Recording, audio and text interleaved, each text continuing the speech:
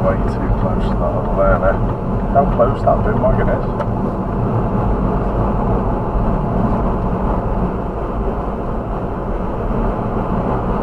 That's poor.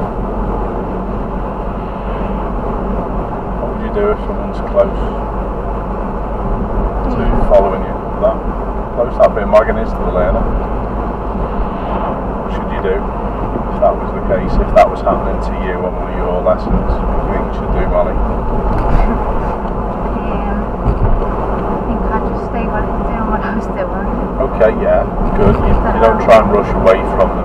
Yeah. You make certain, if possible, that you get a bigger space between you and them in front. And you can tell he's tailgating because he keeps on going on the brake. Now the learner's doing a brilliant thing. They must be doing a turn and they've got onto the brakes really early.